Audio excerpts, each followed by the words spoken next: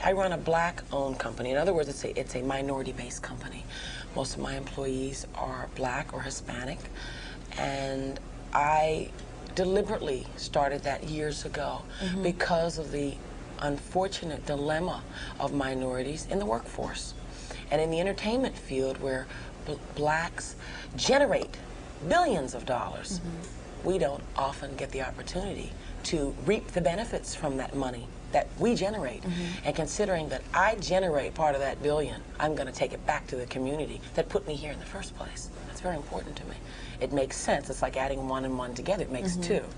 Well, if the community put me out here, I've got to bring the community where I am. It's that simple. And it makes so much sense to me. I don't understand why others don't do it more often. Well, I was going to ask you that. Why don't you think they are? I have not asked any other black artists.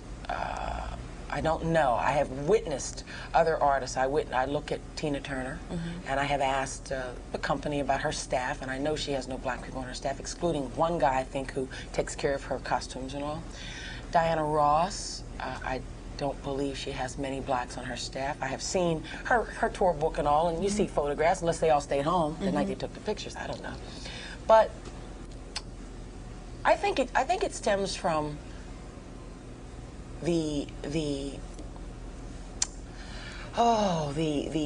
stereotypes from days past. And I remember when I first got in the business, all of the managers, the big guys came around, and I took my time. I was not in a hurry to do anything, and they were very peeved by that attitude. They knew I wasn't being conceited, but it's just that I wasn't in any hurry. I was making a decent living doing nightclubs. I just didn't understand what management meant, and I don't like to sign contracts. I knew enough from working as a secretary in legal services that once you put your name on that piece of paper, you are bound and gagged, and I don't like that. I like to be bound by my word, and those people who have worked with me over the years know that my word is my bond, and I don't go back on that. Not in certain areas. You know, if I say I'm going to do something in a contractual sense, I'm going to follow that. And I think that we're made to believe that you sing, and I, the management, let me do the other work. And we're brought up to believe that blacks can't do the managerial part, the same way in baseball where the gentleman said that blacks were not intelligent enough, if I'm not mistaken. I know he said something in that order. I mean, we can't handle that sort of job. What a ridiculous thing to say. Bless his heart, too, by the way. I love the fact that he said that. I'm not angry with him at all. It's so nice to have someone say what we know everybody's thinking. Absolutely. And this industry says that all the time, and I say, how can I think I'm a decent human being? How can I think I have integrity? And how can I think I'm a professional and not look for other blacks to be the same? That does not compute.